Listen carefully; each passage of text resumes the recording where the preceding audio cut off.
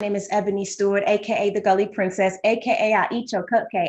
It's a pandemic. Listen, I would like to welcome everyone to this event. I will be your host for the night. It is a Say It Louder brought to you by the Kind Clinic, a clinic in Central Texas that is here for the sexual health needs with a focus on the LGBTQIA community. But before we get started with all the lovely fire that we have in store for you all, let me introduce to you none other than April Boyd.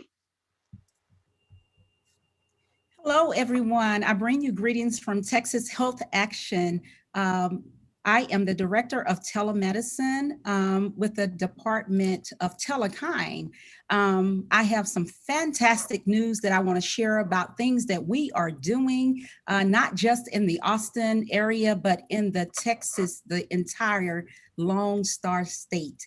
So, got a question for you. Are y'all ready for some hot off the press news? All right, I hear you. So here's the thing. You got to be very, very quiet and keep this between us because y'all are the very first to hear it. We have built a brand new sexual health and gender affirming care program that we've designed to reach folks who are not in Austin or the San Antonio area. Okay, I hear you saying, what does that mean, April? That means we are intentionally reaching people that are in rural communities. We are targeting high population areas where there are major inequities and disparities that we want to go into those communities and provide accessible, equitable, and affirming supportive health care. So tomorrow, here's the secret. Tomorrow is the soft launch of the website before we tell the press and all the public, y'all are getting the hot tea tonight. Yes, you are. Telekind offers free virtual sexual health services for Texas residents at home with at-home testing kits. We provide services of HIV care, HIV prevention or PrEP, and gender affirming care. Services are free regardless of health insurance status, immigration status, or a patient's ability to pay. Awesome, awesome, awesome. I just get overjoyed when I hear that because that just do away with so many barriers. All right, so let me get back on track. You get a care navigator. Do you hear me? You get a care navigator that would make sure all of your medications are either low or at no cost to you. If we are going to stop the transmission of HIV, we have to reach rural and underserved communities with high quality care that is kind.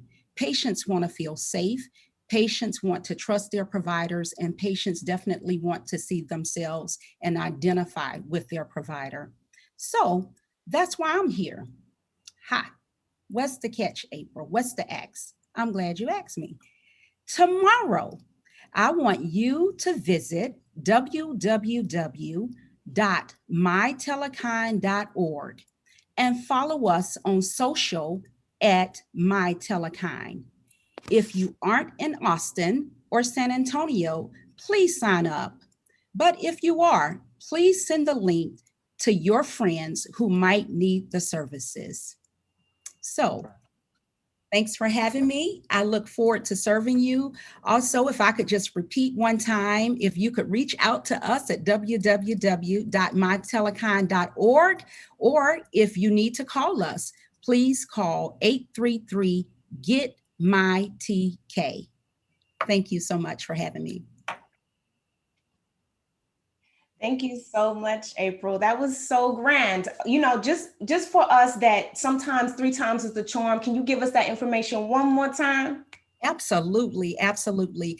Tomorrow is our soft launch. So I'm asking you personally if you could visit www.mytelekind.org, or if you want to call, we will be happy to speak with you at 833-GET-MY-TK. That's 833-438-6985. Thank you so much, April. Thank you for everything that you're doing. This sounds like an amazing service that's going to be provided, and it's going to benefit so many of us. Thank you. You're welcome. Thanks for having me. Absolutely. So again, I'm hosting an event, right? They called me up, they was like, hey Eb, so who in Texas as a Black woman that's a poet that you want to put on, that's fire, that you rock with? And I was like, yo, I got too many to name. So they had to hit some people up, and then some people couldn't do it. And then some people was like, oh yeah, I'm with it. So we have the perfect crew for you tonight that you're going to hear from. Just Black female women empowerment that's like raw. You know what I mean? We talking like Michelle Obama suits. Okay. We listen, we talking about Beyonce Grammys. Okay. What are we talking about? Okay, anyway. So this is the thing. I got an opportunity to just introduce my friends, people that I love, and hear their poetry, and you're gonna get a chance to hear their poetry too. First up is Stephanie L. Lang. I know y'all like making noise. You're like snapping, stomping your feet. Stephanie, you are with us. Thank you so much. Yo, just give us a little bit of how, like, what you're doing before we get into hearing your poetry. What are you doing? Okay. First, thank you so much. I'm really excited to be here and in community and conversation with amazing poets. So, what am I doing? I would say first thing is trying to survive, right? Okay. Trying to maintain. That's taken up a lot of time. I do work under a company called Reclaim, aside from my day job. Really looking at the lost, stolen, hidden stories of Black folks throughout the diaspora. And so I'm working on a book project, and I've really kind of put some of my poetry on the back burner. So that's another reason why I'm so grateful for this opportunity to kind of re-engage with it, go in the archives and pull up, old stuff, past stuff, new stuff. And just all of this is kind of percolating, right? Some poetry, some of it is excerpts from the book I'm working on, some are essays, some I'm not sure what it is, just me sharing. So that's kind of where I am. Yeah, well, let me read your bio, Sugar, because Stephanie is a monster, okay? Stephanie is a monster. Stephanie L. Lang is a writer and community curator who uses the power of storytelling to explore concepts of home, resistance, and spirituality. Currently, Miss Lang is working on a book of short stories centered around Black women community organizers in Texas in the early 1900s. She is also the founder of Reclaim, an organization that works to recover, amplify, and ultimately showcase the narratives and histories of Black people throughout the diaspora, and present these findings through an artistic and thought-provoking lens. Y'all do not want to miss this. Please welcome Stephanie L. Lang. Thank you. So the first poem I'm going to do, the first couple of poems actually are some of my older work, and it's going to be short, and then we're going to go into some newer stuff. All right. This is Tapestry. Granny sprinkled red brick dust round my bed and burnt dried sage outside my door, bathed me in lavender, sang to me in Choctaw, spoke to me in Gully, fed me pot liquor, Johnny cakes, and shortening bread, braided strips of indigo-colored fabric in my hair, rubbed my skin with shea butter and mineral oil, made me doll houses out of salt grass and play clothes out of cotton, gave me apple cider and honey for my chest colds and filled my wounds with spider webs, taught me about my seeing eye and walking spirits, lit altar candles, said rosaries, and prayed for me, called me her sweet girl, taught me how to love, saved me. Thank you. Mind's eye. I am unpacking. Communion wine, rosary beads, and solitude. Double lies, dusty skeletons, deathbed confessions, debutante balls, satin gloves, and white linen. Seafood gumbo, king cake, and Ash Wednesday. Creole gals, secret babies, daddies, maybe, and passing. Hot combs, bleaching cream, clothespins on noses, hand-me-down helpings of abuse and addiction, full bodies, hands on hips, almond eyes, spirits done wrong, cowrie shells, and conjure women. Fresh blood turned cold, dreams deferred, emptiness, sweet smell, scalp greasing, and love. Her mother, my mother, our mother, me. All right. One by one, gather your stories of sorrow, pleasure, struggle, joy. Wrap them in tobacco leaves, seagrass, cotton. Lay them at the shore and wait. Wait until the moon comes home, the tide calls your name, until the salt dissolves the pain and the waves engulf your spirit, carrying your memories, one by one, to our mother, who sits at the bottom of the ocean on bleached bones and cowrie shells, waiting for her daughters to return. Whew. All right, rebirth.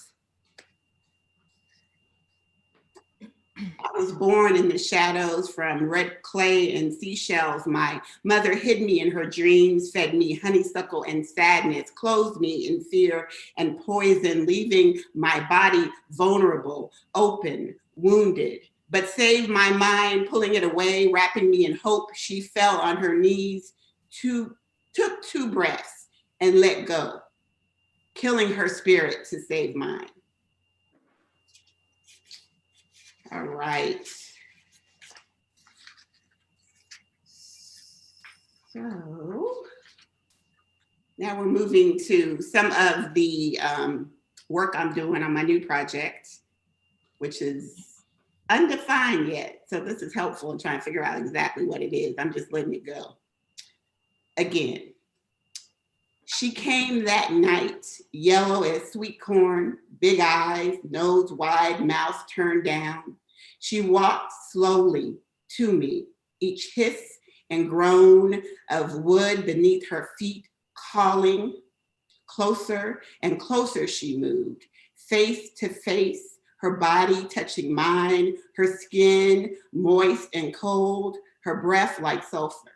Staring through empty eyes, she searched up and down, side to side, then stopped, motioned for me to follow her with sallow skin on frail limbs, and began to turn away. Her presence was familiar, wanted, unsettling. I felt bits and pieces of my light breaking from me, wanting to go with her. I stepped away, shut my eyes until morning came, and she was gone again. All right, this next poem is called Home, and I'm just gonna read it. I'm not gonna explain it, I'm just gonna read it. All right. Remember that, Ebony, from the Austin Project? I just explained it. All right. Home. I hear it in their tone, see it gathered at the corners of their mouth, reflected in their eyes. It's familiar. Their contempt is clear between sips of tea during yoga classes, pedicures, opening galas. They speak of leaving, the lack of culture, resources, community.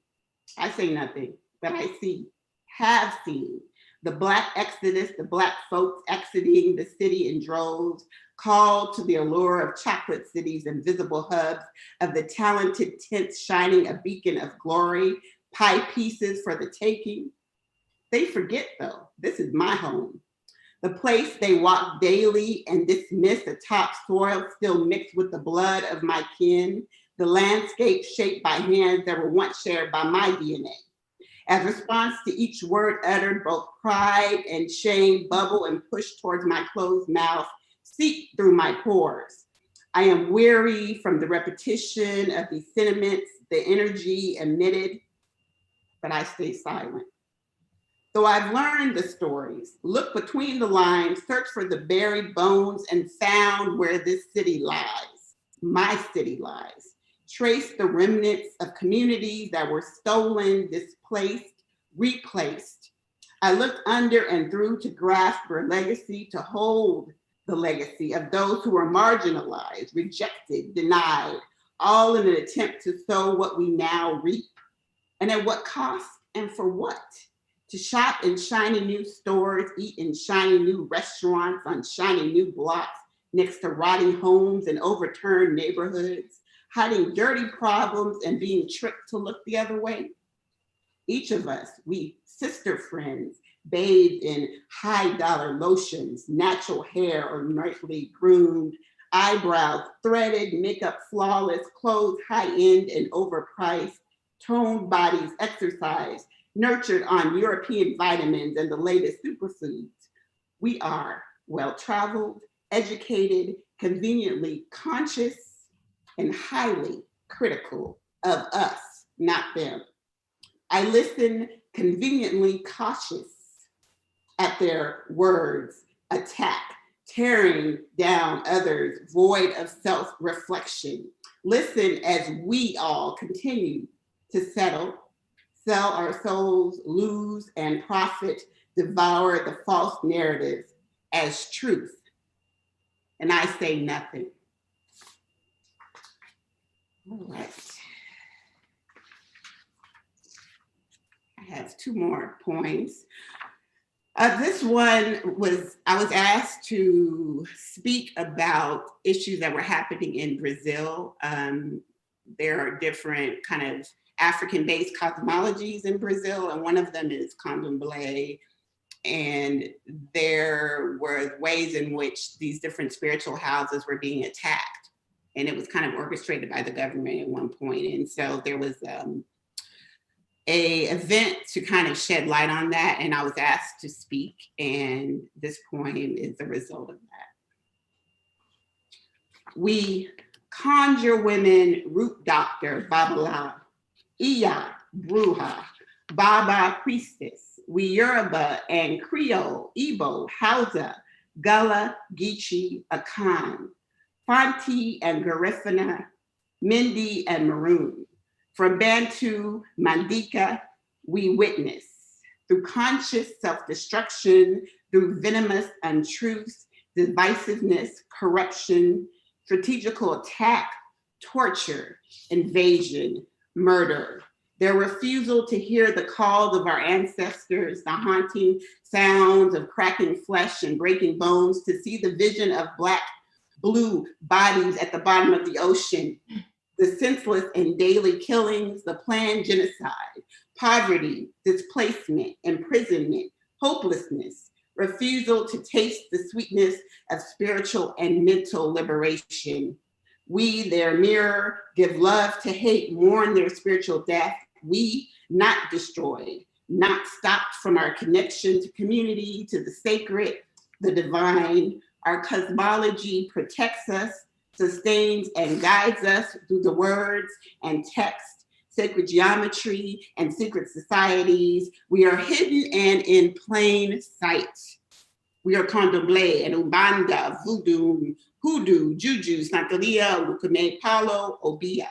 We students, we teachers, healers, feed the dead, talk to them and for them, lay red brick dust round our doors, wear lekes, rosaries, medallions, pendants, bronze, copper, sacrification, scarification, hang veves, make statues, gather in casas and ilays, temples, hush harbors and ring shouts at the river and the ocean, sing sacred songs, dance and drum, share lessons, place efun, Florida water, gin and rum, colonia and fresh herbs on our bodies, use cowrie shells and cola nut, cigars and sweetgrass, create ancestor altars, burn candles, catch spirits in blue bottles, have ceremony, guided by the divinities, the spirits, the Orisha, the Loa.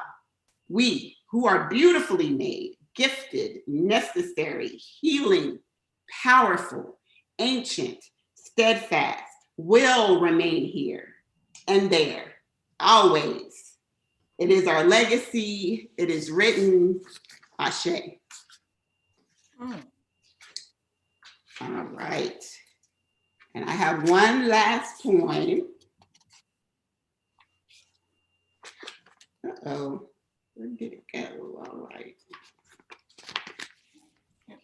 My last poem. Wow.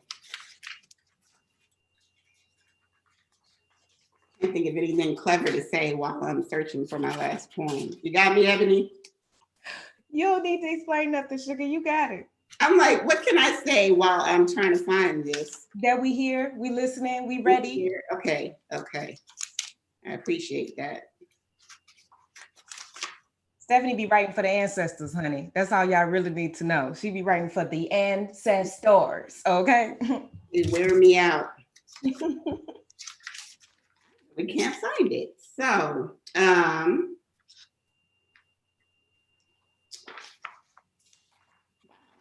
very interesting. That means something. It does mean something. I think you should do the one that you might not have wanted to do, or that you were going back and forth about. I don't have, let's see. I think these are all I have with me. That is really interesting. So I could just tell you, oh, thank you. And it appears. Look at that. I felt the love. So thinking about this title, right? Say it louder. And I was thinking, like, what are the things that I want to say and say louder that I think are necessary and aren't heard? And so I have a poem that is untitled, but the working title will be Other Types of Violence. All right. Woo. Tell them we are weaned on oppression, the legacy fused to our skin. We grow ignored and surveyed, no matter the degree or diction, neighborhood or temperament. Tell them we refuse to be their new age mammy or a convenient sapphire, perpetually sassy and angry, volatile and one-dimensional. Tell them we are always on the front line, yet quietly drowning from their erasure and neglect, our haunted blues and sorrow boxed and dismissed, our most vulnerable pleas unheard, our convenient allies silent when needed most. Tell them how they commodify our creations, benefit from our courage, consume our shape-shifting and ancient memories again and again, leaving us vilified, drained, and mortally wounded. Tell them, all of them, they are killing us. Thank you. Thank you so much, Stephanie. That was so grand. Thank you. Like I said, you be writing for the ancestors, honey, and we are here to appreciate and just hold on to that. I feel like I haven't heard you read in so long. That's so awesome. Here's the thing. Now, y'all see the name, y'all see on the screen different ways that you can, follow and support Stephanie, but also don't overlook that Venmo. Okay, there's a Venmo there that you are welcome to. Go ahead and put your tips in, put your money in there. Just a little bit, whatever you got. We like the kind that folds. So we are going to keep moving with our program. Thank you so much, Stephanie. I'm going to bring up my friend, the person who is the reason why I'm here, who hooks me up all the time. This is my baby, my boo. They already know how I feel about them. Okay, I will fight somebody, but we ain't gonna have to fight. We just gonna love. We gonna love. Don't make me fight, but we just gonna love everybody all the time because Joe is such an amazing being. Please welcome Joe from Texas Health Action. Hey. Hi, love. First of all, Ebony, you know how I feel about you. I will fight too. I'll get, I won't say that publicly, but I will fight. And I want to also thank Stephanie for the beautiful words, right? And when you said she'd be writing for the ancestors, I'd be like, yes, exactly. Everybody was raising up like praising, yes. I'm just here to talk a little bit more about our services and what we do. I want to first say, we're kind of witnessing history. And when you live history, you don't really think about history until you come back to it. And I got to give major props to April Boyd and all of the hard work that she's done on our telemedicine program, our telekind program. Let me just be clear. This is for everybody in the state of Texas. I know y'all probably ain't thinking about this, but the state of Texas, like the entire state, we go El Paso, the Valley, Dallas, East Texas, Panhandle, everywhere, like the entire state of Texas, and someone who is dedicated to equity, ensuring that people who are disproportionately impacted by HIV have the resources, regardless of immigration status, regardless of your insurance, whether you know what you got, what you bring to the table, anything like that, regardless of that. And you don't have to spend your stimmy on this. It's free. We got you. We good. You good. You ain't got to worry about it. So major props to her and her team. Like they've been working hard. It drops tomorrow. If you want to know more about all of our events and amazing things that we do here within Texas Health Action and all of our programs, Kind Clinic, Telekinds, and Waterloo Counseling Center, please visit our website at kindclinic.org and learn more, or Texas Health Action as well. And for all y'all that want to know more about all the amazing work that April is doing, you know, hit us up on our social, My Telekind. We'll put it in the chat. You ain't got to look it up too far. You can hit us up. Let us know what you're thinking. Let your friends know. This is like breaking news. And we got to give roses and flowers to everybody that made this happen. April Boyd, you're amazing. You're dope. You're fantastic. You look like Linda Evangelista. You look like Naomi. Everybody. Give me Beyonce. You know, what you say earlier, Ebony Michelle. You know, we just doing it and doing it well. So shout out to y'all team. Follow at My Telekind on all of our social media channels to get more information on how to sign up, how to access these resources. Because at the end of the day, we're trying to end the epidemic, which is disproportionately impacting Black, Latinx folks, especially Black women. And so we want to make sure that we are on the front lines of it. We're being equitable, we're being just, and that we're doing everything we can to provide the resources to the communities that need it. Thank y'all. Ebony, take it away. You did an amazing job. Y'all are so dope. Thank you, doll. Thank you. Thank you. If you are just joining us, this is Say It Louder, brought to you by the Kind Clinic. Okay. If you are just joining us, this is Say It Louder. We're doing like a little poetry, something or another. It's cute or whatever with Black women. So thank you for being in support. You know, you can't just be like, oh, I'm supporting Black women. I'm with Black women. No, you got to be really about that life. Okay. Hiring, paying, supporting, showing up for, standing with. You got to really be in that thing, protecting, trusting, believing. You know, I could keep going, but you know, I'm gonna fall back and I'm gonna bring up who is listen, this person is like my sister. I feel like I shouldn't have to read this bio about them, but I'm going to read it as they come on. Candy, Miss Candy, go ahead and come on through so we could just see your beautiful face. Hey, Ebony. Hey, boo. Yo, okay. I know you have mad things coming up and we want to hear about that. There's so many different hats and things that you do in the community and just for the state of Texas as a whole. You know, we're going to go ahead and say the whole nation. That's what we're going to do. Can you tell us a little bit about some things that are coming up?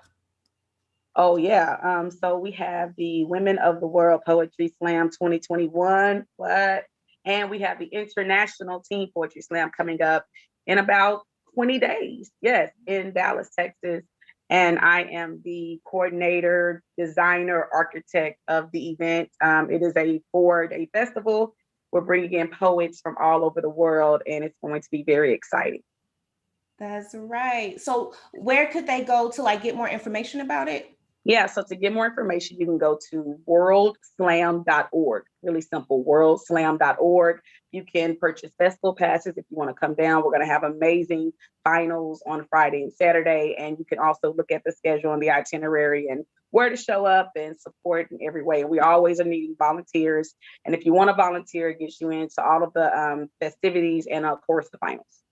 That's right. I know some of y'all might be a little, worried or curious, but Candy's gonna make sure that everybody got on a mask, that they didn't have their Yes, test, that they yes. got their vaccine if they already got it. Now we know Texas slipping on that vaccine situation, but that's not the point. That's not the Gotta point. wear your mask. Gotta be adhering to CDC guidelines. Yes, That's social right. distancing and all that good stuff. So it will be a very safe festival. Beautiful. Well, let me introduce you properly. Okay. Sherry Cintia, aka Candy, has been writing and performing poetry for over 26 years. Candy was made the 2007 Dallas Poetry Slam team and to date has been on 13 slam teams, the first woman to coach 8 different teams, and is the current CEO, baby. CEO, baby, of the Dallas Poetry Slam organization. Candy is one of the lead instructors for the literary arts in the DFW school district. She recently created a teaching artist program for Dallas Poetry Slam that partners with youth organization in the country. Y'all please give it up, show so much love for Candy. Yay. Thank you, Ebony. I appreciate you. Thank you for just being the woman who also, you don't talk it, you walk the walk. So, we go back. I thank Say It Loud, Joe, and April for putting this on, and I'm very humbled. I'm not going to be that long. I just have 4 pieces that I want to kind of just, speak my truth, and hopefully you all enjoy it. 16 years ago, I gave birth to a bouncing, bright-eyed, 7-pound, 11-ounce baby boy. I tend to think that my body, a woman's body, is a miracle. My son didn't want to come out. It's interesting how children find safety in a woman's womb, how men can't seem to leave this incubator called Holy Land, and you wonder where the term mama's boys come from. My pregnancy was going to be induced on March the 28th. Instead, I went into labor the weekend before. My son decided he was a God and chose to come on Easter Sunday. But just like a savior, he suffered. Heart rate dropped. He was turned upside down. After 17 hours of labor, I had to have an emergency C-section. The definition of an emergency cesarean birth is the surgical delivery of a baby through the mother's abdomen. If labor has already begun and complications begin, then an emergency C-section is performed. They begin to gut me open like a fish, left a permanent scar as a reminder that a woman's body can still be treated like raw meat, butchered, severed, and demeaned. Organs can shift. You lose muscle tissue, and for most women, you are left with a mommy pouch. So when my ex made it a point to say what he liked about his ex-girlfriend was that she had a flat stomach, it was then that I realized this was his attempt to erase an entire generation of women who laid on death's table, trying to give birth to a nation of Black boys that are not taught that women are gods and giver of life, that a pussy is not what you eat, but what spits you out, that this fat upper coochie area called a fuka not only carried you, but held you in the space to mold, shape, and develop you. And you think a flat stomach is an accomplishment, something you have to work hard to attain. Try dying and being resurrected. This fuka be a Lazarus grave, savior giver, 3 crosses on Calvary, holding up an innocent man and 2 thieves. You, ex-boyfriend, think when you refuse to embrace the very thing that God anointed, that you wasn't a man child yourself, that this flap of flesh be a girth and a testimony. You think your stroke made me shiver, when it was this fuka that helped me find my own way, because women are emotional lovers. We love with every inch of our bodies. You didn't know that giving birth is the most erotic thing a woman can experience. That when a woman is away from her breastfed child, we can feel the sensation in our nipples miles away. It's a tingle that don't require a tongue, and you thought you was doing something in the bedroom.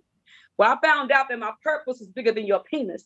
So I know I'm not ashamed of this body. I'm ashamed of yours. How women tear, cut, bend, inject just to be Instagram cute. How this country has made us insecure, lying to say that thin is better, skinny is healthy, but crackheads are also skinny. And this is not a poem to shame any size or shape of a body, but to celebrate this body of mine, to look into my baby boy's eyes and say, I did that by myself, that this body started a movement. And though the egg was fertilized with a simple nut, the life and legacy was made through this gut. And thank you for pointing out my flaws. It made me give birth to this beautiful poem. That was my thank y'all. That was my tip to tell that part of the story about that. Most, women who've had children know that birth process is a whole thing. So That's the mother in me, because a lot of women, especially Black women, we, like Ebony said, we wear so many different hats. So you would think when you're trying to like do a festival that you can also be a mom. It's those immeasurable times I've been underestimated that makes being a Black woman so damn hard. It's insubordination, misogyny, question after question, answer after answer. It's when I give you diamonds out of my own womb and you ask, why not the moon? It's I'm never enough. Nothing I can say or do is ever enough. I once saw a Black woman stand on a mountain and preach the gospel, and God said it was good. God said, look at me saving the world, saving a poetry community, saving a poet. I became a feminist nightmare. Most poets think they're great, and they are, until you give them a stage, until you give them something no one else has offered, a career, a way out, a purpose. Say a poem is a scripture, read, recited, celebrated, but never believed. And my poems are parables, stories and prophecies, the next level, the backbound and brow line of a struggle, a story told like no other. And this is the story of my life, proving dime and nickel Black woman still told she's a penny's worth, always overlooked, stepped on and forgotten. But tonight, I released this off my chest. My son and my mother was having a conversation. And my mom jokingly told my son that his father cheated on me and he was breastfed as a baby. My son looks at me and asks, Mom, is this true? Did my dad cheat on you and were y'all married? Did he cheat on you when you were married? And jokingly asked, why was he breastfed? I told my son, breasts be the statues of cancer survivors in our family. A breastfed child takes in the milk of generations and bloodline, and my son, you be a king. But so many men have rode this breast and still don't appreciate the supple nipple they suck. Compare this tit to another. I told my son, your daddy is human, just like your grandfather and your uncle and my exes and most men who don't know a good thing. But if I could forgive your dad, pray that he finds a woman that can be just as forgiving. Pray his new relationship be just as religious as your mama's upbringing. For I know that when you measure a person, make sure you measure them right, taking all the hills and valleys they've been through, the good and bad, the rights and wrongs. And doesn't it sound like vows, like promises, like poems? And isn't your mama a poem read too fast? This sounds like too much is given, much is required. One of my exes told me that my tongue is too fire, too dominant. But I told him this tongue has licked away problems and started a movement most folks benefited from. This tongue saliva hydrated poetry careers and fed you when your mamas and daddies didn't. But this tongue still be at fault when the words don't fit your narrative. But I am a preacher's child. I have razor sharp teeth. Throw me in a pack of wolves and I will come out leading the pack. I'm a hurricane category 5. You piss me off. Been known to chew up haters and spit the remains on their mama's porches or Facebook post, but I'm more Halo than Illuminati, more safe space than reckless damage poet. I wear more heart on my sleeve than my problems, and I won't post them on social media like most, because I want my attention to come from the universe, not the naysayers, not the spectators. But today I learned that being free is the best gift you could ever be granted. I answer to no one but God. I am the gift and the life that gives life. I'm living. I am a Black woman.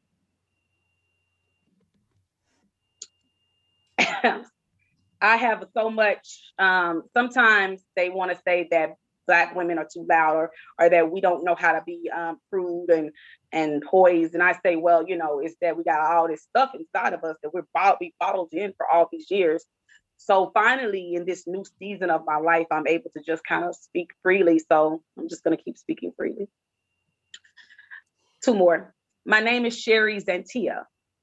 17 years ago, I got on a poetry stage and did an erotica poem so good that the host changed my name to Candy. I wonder how far I would get with this. My grandmother never grasped the concept of the name. To her, I was Sherry, her granddaughter. Black girl called from her daddy's prayers and mama's upbringing. Got 2 older brothers that carry my beauty marks on their backs. Take this crescent out of my face, make it flower girl to their vows. My grandmother, Mitty is what we called her, had wrinkles in her hands and brow. I later came to understand these to be timelines, mile markers, showcasing her life like a Neiman Marcus window decoration, adorned this Black girl in lace and pearls, and I wasn't no doll. This was called dressing up for the part. Every Sunday, every Easter, every holiday, the part. Later in my life, every feature, every tour, every day, the part. Taught me to be appreciative that Black folks couldn't afford certain luxuries, couldn't afford nice things. We used hand-me-downs, ate high off the hog, didn't know nothing about owning our own. This lesson stayed with me. My mama said I was a mistake. She was done having children. Doctors told her she couldn't bear no more. My daddy said he prayed for me, specifically prayed for a girl, a woman child, said I was something of Abraham's descendant, that there are so many Black women that held this Black girl, nourished this Black girl. The women in my family are confident leaders, matriarchs, so I best be nothing short of amazing, a movement carrier, a shining star, something like Esther. Too many times the word woman gets disintegrated in the folks' throats, got them choking, can't breathe. When we take the rubble from a civil rights movement and make a Barack Obama, we ignite a fire, Black Boys, Central Park, New York, and force you to see us, then spray paint our entire Black ass over a Coachella stage, call it a homecoming, and it makes no sense. How brave Black women be when you push through the chaos and still rise in a poem, rise through the haters, take their incorporated and call it an international poetry movement. My name is Sherry, a preacher's hymn, a psalm, a woman with a gift too big for a pulpit.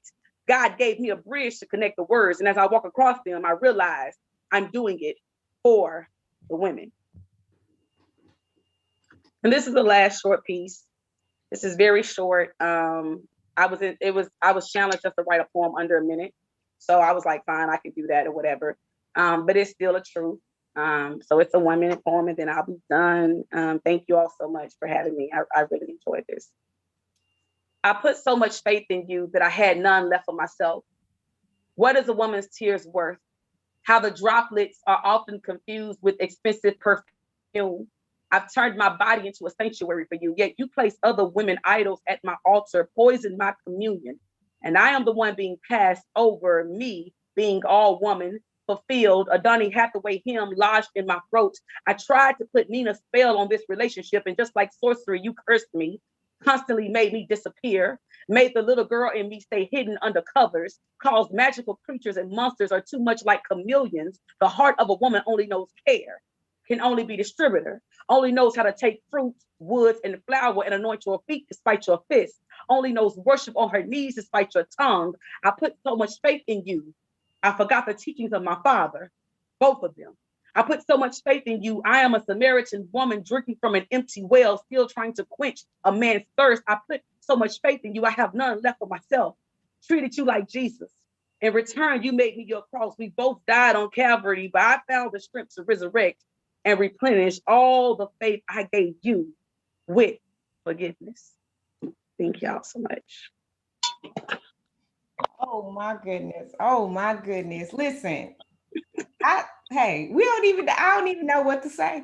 We over here, we on Tina Turner's internet. Okay. We tearing it down over here. Y'all at home. That's what y'all doing. Y'all just thought y'all was supposed to be at home. No, baby, we over here, we doing poems. And them things was y'all, you can't even, what you want to do? You want to take a break, but we ain't got none. You just gonna have to hope that you had some water next to you or something, honeys. That was candy. Listen, go to, is it worldslam.org? It's worldslam.org, yes. Okay, so y'all go ahead and do that, and then y'all take yourselves down there. Y'all the other incredible women that are also going to be there, to do these beautiful poems. So I'm excited. That's right. Thank you so much, Candy. I love you all. Oh my goodness. This is Say It Louder. In case y'all didn't know, this is Say It Louder, brought to you by Kind Clinic. Okay, we know that y'all been turning up in the comments and y'all trying to get like onto the website and all that other kind of stuff, but we want you right here in this moment because we're getting ready to close out the show with one of the most the up and coming, right? And I'm weird about like that up and coming stuff because it's meaning like they ain't been here and they have, right? Lachelle the Shooter is a really, really dope individual, but also they poems is on like that subtle Summer Walker type stuff, but it hits you and you be like, what? Okay, so I'm gonna go ahead and welcome Lachelle the Shooter on a rap. How are you, doll? I'm good. How about you? I'm okay. I'm so sorry. I know that's a loaded question, isn't it? Let me try something different. Not about how you're doing. We all surviving and doing what we do. Tell me about some things that are coming up for you. I know you have I think it's like a short film or something that you're working on, correct? Yeah. And thank you for being a part of that. But I am working on a new project. It's like a collective photography, film, and poetry. Just really talking about intersectionality and Black women, more specifically Black queer women. So that'll be dropping soon. I'm really excited for that project. Well, you let us know, because I'm excited for it already. I'm excited for it like already. It ain't even, is it complete or is it just like it's almost ready, there? but it ain't ready? The manuscript is already done. The lookbook with all the photos is done. So now we're just editing film and piecing that together. So we're almost there. Right. Congratulations, by the way. Just okay, let me go ahead and introduce you properly to the people, because I know you, but they want to know you too. This is Lachelle, the Shooter Rush Honorat, is a Black queer artist from Brooklyn, New York, by way of Houston, Texas. She is a 2020 Women of the World Poetry Slam finalist and author of the chapbook, "'Cause Therapy Ain't for Black Folks." Her work is primarily centered in Blackness, queerdom, womanhood, and mental health advocacy. Her work can be found on Right About Now Poetry. Please, please, please, y'all give it up for the Shooter. Thank you. So I have 4 poems for y'all. They are going to primarily lean into this space of queerness. We saying it louder, and I think this is a story that I really wanted to tell since I've been holding it for so long. So I'm gonna give y'all some poems in that space. And I've died 1,000 times. 1,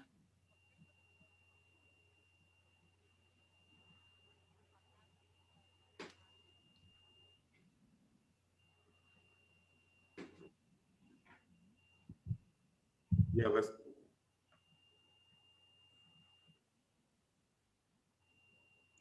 Put me back on. Yeah.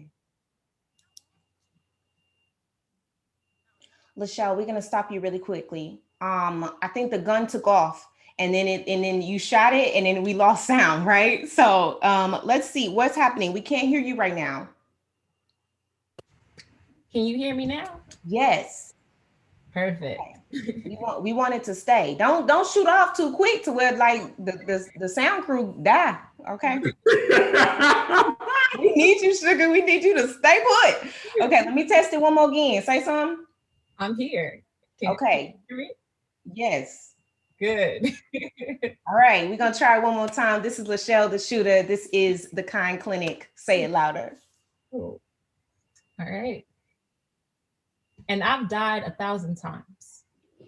1, my grandmother tells me homosexuality is a sin. 2, my pastor calls my body worthy of damnation. 3, my coworker goes mute when I tell her I am queer. 4, they scream faggot. 5, call me a freak. 6, call it curiosity. 7, it's just a phase. 8, girls kissing girls be sexy. Can I watch? 9, you fucking your best friend? 10, what we having a threesome? 11, I'm scared of bisexual women cheating on me. 12, bisexual me, you just want to cheat. 13, you just greedy. 14, indecisive. 15, oh, so you a freak. 16, basketball turned you out. 17, I can make you straight again. 18, them other niggas just ain't hitting it right. 19, you can't be queer and married to a man. 20, you was molested by a child, right? 21, scared to say you a lesbian. 22, straddling the fence. 23, looking for attention. 24, dyke bitch. 25, you want to be a man. 26, but I bet you got a body under them baggy clothes. 27, you too pretty to be a dyke. 28, I'll fuck you straight again. 29 and 30 and 31 and on and on and on. 998, I gave an explanation. 999, I answered every question. 1,000, I smiled every time. So for this next piece, I hope y'all caught it in the first poem that I identify as bisexual. I'm the B in the LGBT. But I think that's a really interesting space to live in. So this next one is called Middle of Nowhere. Men love bisexual women. Like the idea of having their cake and eating it too. The day she brings a pretty little unicorn into their bedroom, it all seems so euphoric. telling their boys that their everyday fantasies is often their reality, and what greater trophy is there than bragging rights amongst homies. Men love bisexual women until it's time to introduce her to family, and he suddenly remembers her sexuality is still a stigma in his home, until he has to explain why her ex is a woman instead of another man. The fantasy dies, and he is left to help his boys understand how he could be okay loving a woman who loves to eat pussy just as much as him. Men and women are all scrutinized as friends because he's feeling a little insecure, and both now pose a threat to his existence. And then the moment comes when he has to defend her sexuality, even in the LGBTQ community, because being bisexual equals either confusion or greed, instead of it being loving whomever loves you, with gender being of no consequence. Men love to date bisexual women. But that is all. We are seldom seen as the long-term option in any community.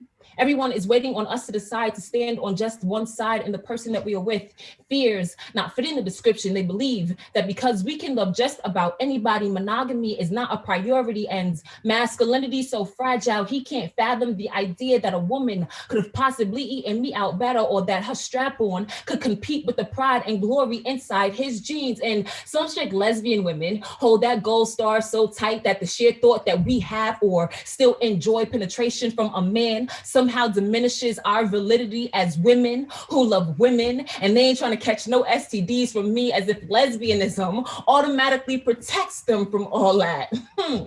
But too straight for gay and too gay for straight. So here we stand in gray. Perfect for fun, but not for marriage. There's too much explanation, too much complexity in dealing with our fluidity, and frankly, ain't nobody got time for all that shit. But yeah, men love bisexual women. So this next piece is for the women. The men might not like it too much, but that's kind of not my problem, because we saying it louder right now. So this is called Fake Orgasms. For the women who might have to have this issue sometimes. But I once read a study that said upwards to 80% of straight women admit to faking an orgasm. That these women make conscious vocalizations in order to influence their partner rather than as a direct expression of sexual arousal. Use these sounds to speed up their partner's ejaculation due to boredom, fatigue, discomfort, and or time limitations. 92% of these participants felt very strongly that these vocalizations boosted their partner's self-esteem. And it seems so fitting, because ain't it always a woman's responsibility to deny herself for a man to crown himself royal when he really be the taka on the bottom shelf? Sacrifice for his self-esteem so he can huff and puff, call himself king, call him daddy, a master of the pussy, when the only credentials he got is being birthed out of one. But anyway, further studies show women do this because men are so goal-directed. They won't stop until a woman climaxes, won't stop even if he has to force her into a climax. No wonder he think coercion is consent. Force be the language of boys looking to be men. Force is the only good fuck, and he got to fuck to find his masculinity. Ain't his manhood wrapped up in the conquest? Can't be emperor if he ain't conquered someone's territory, ain't figured out how to master his own, so he come looking for mine. Another common reason why women fake orgasms is that we tend to consider the man's satisfaction more important than our own. We women, raised to sacrifice, take the blame for a man's lacking, martyr ourselves, make ourselves martyr for masculinity, carry his insecurities, moan when we mean move, endure despite discomfort as a man crashes against the cervix, searching for his confidence and reaffirming cries. Worldview say pleasure ain't her birthright, so she don't give herself the right to sex on her own terms. I started this poem prepared to talk only about men. Give them the satisfaction of resting on my tongue, but realize this be my poem. So I don't need to spite myself for their enjoyment this time. This time, I'll be the only one who reaches the end. Swallow my fear, spit out my demands without apology, make shrine of my body, worship her with my own hands, learn what makes her sing her own gospel, explore this playground. Find the treasure once buried beneath shame, take back the power I once gifted in this fake orgasm, grant her pleasure and permission to rise and rise and climax for real every time. So this is my last poem. I gave y'all a bunch of pieces on, sexual identity, sexual orientation, and like owning our sexuality. And I think as a Black woman, as a Black queer woman, and all of us who exist in those spaces, every day takes a lot of courage to do these things, to like legitimately say it louder, like this is who I am. And as like Ebony once said to me, there's no such thing as small victories, only victories. So I went back and really started to think about those victories to honor myself and just the fact that I've like existed in this space in my own kind of brave ways. So this be a poem about courage. I wrote the poem, I performed it, I competed, I gave myself a chance to be great and I enjoyed it. I panicked, but I did not quit. I learned when to quit, when to give up. I broke up with a man I loved because he said he wasn't ready. I believed him. But most of all, I believed there was someone else willing and able to love me. I broke up with a girl I loved because I wasn't ready. I could not love her because I did not love me, so I loved myself. Took myself on a date without my daughter. I let myself exist for a moment just for me. I went to the gym. I ran a mile, even though it's the slowest I've ever been. I played basketball again, missed layups and laughed at myself despite the disappointment. I walked around my house in a bra and panties again. I brought a bikini for the first time in 6 years since my body learned how to give and heal itself. I still haven't actually wanted, but baby steps. I wrote my best friend into a poem. And it's the first living thing I've had of him in 11 years. I gave myself permission to cry. For all the people I've lost and the parts of me they took with them, I wept for them. But most of all, I wept for myself. I did not coax my way out of feelings with false positivity. I felt something. And then I called up my homegirl and told her I needed to vent. I asked for help. I let myself out of isolation long enough to trust someone with the gentle parts of me. I let there be gentle parts of me and unclenched. I said the word bisexual and I didn't flinch. I did not bite for blood. I did not break myself into two as if I had to choose, as if I ever could, being whole. Just seems like the only logical thing to do. Handwrote thank you letters for every person who changed my life in amazing ways recently, Ebony. I haven't stopped being awkward enough in my vulnerability to actually give it to them, but this be a poem about courage. So the little things, they matter, right? I held myself. But then I let someone else hold me too emotionally, but also physically too, which is kind of a big deal because touch does like really interesting things to me. I embraced a hug and I stood in it.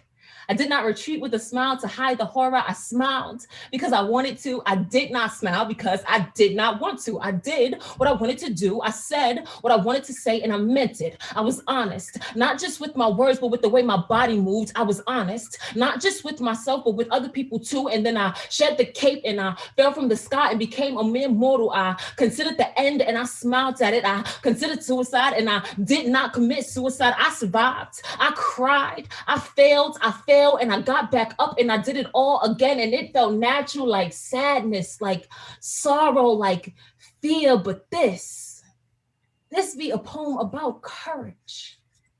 I told myself I have it. I know that it's mine, but I still be having to work mad hard to live it every day. But baby steps, right? Thank you guys. Oh my goodness. Wow. Lachelle, the shooter. Oh my goodness. Listen. What? That was so grand. Thank you so much. It's been too long since I've gotten to hear like such strong, impactful poetry. And we got to hear that tonight. And I was so glad that we finished with you because you actually are holding the title. What place did you finish last year for Women of the World? That's the event that Candy is talking about that's happening in like 10 days. I finished 9th last year. Yeah. Out of like a whole lot of them. So Out of a whole lot of them. That's right. Experience. Yeah. So thank you, Candy, for hosting that, because that was definitely a dope experience. Absolutely, absolutely. You're still holding that title for, I think, like until like 10 days or something, but that don't matter because you're still gonna always be the 2020, placement of the finalists to the top 10 that went to Women of the World last year and did that thing right before the world shut down. You know what I mean?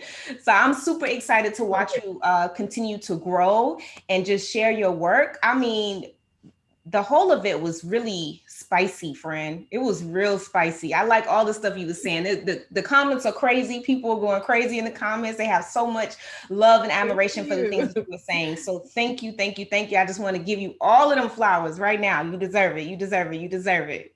Thank you, Lachelle. Y'all, please make sure that you support. There's a Venmo on there. Okay. I just wanted to pause since y'all in the comments.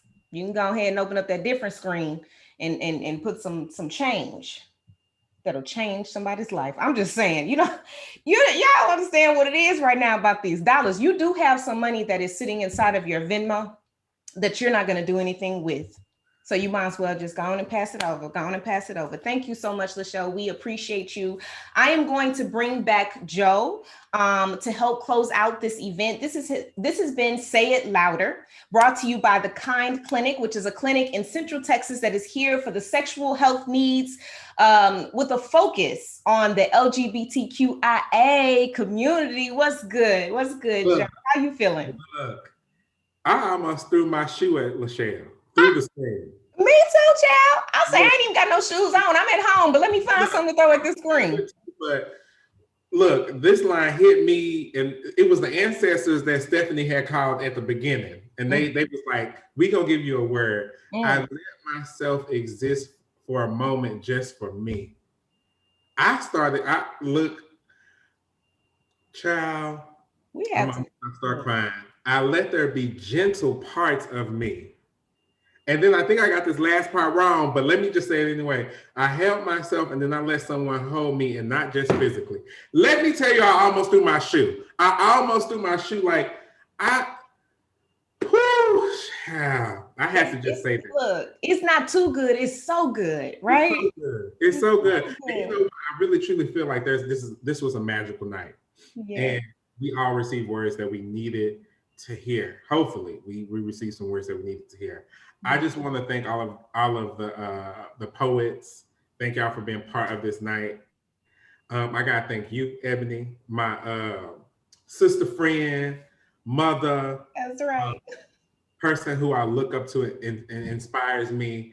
And then I want to thank everybody that's watching. I want to thank April, who's doing some amazing work at Kind. At the end of the day, I think we're all here for one reason, and that's to tell stories. And so what I want everyone to feel comfortable doing is when you come into our doors, whether that be virtually through our telekind system or even through our physical clinics, is that you get to tell your story.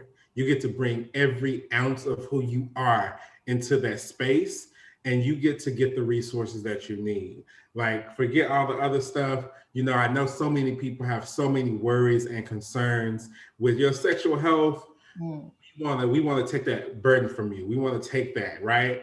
And so, man, that was so good. I'm still like, I'm feeling chills from, woo! I needed to hear that. Thank you. And I appreciate everybody being here tonight. It's been wonderful. It's been amazing. It's been dope. Super, super dope. We have some dope events coming up. So you'll find out about those next week on our social media pages. Again, thank y'all for being here tonight. Give us the social media pages, though. Give it to us before we leave so we all can follow and play this back. I want to apologize to the folks in the comments. I had put the website up there too soon. In the comments, my bad. It'll be live tomorrow with the launch of our telecom platform. We excited, sugar. Right. My bad. But if you are interested in receiving our telehealth services, please go to mytelekind.org. All of our social media handles are at mytelekind. And we will let you know about all this amazing events that we have coming up to support this platform. Absolutely. Well, I appreciate you all for having me and allowing me to host these amazing Black women. My name is Ebony Stewart, AKA the Gully Princess, AKA I Eat Your Cupcake. It's a pandemic. This is the Say It Louder event brought to you by Kind Clinic.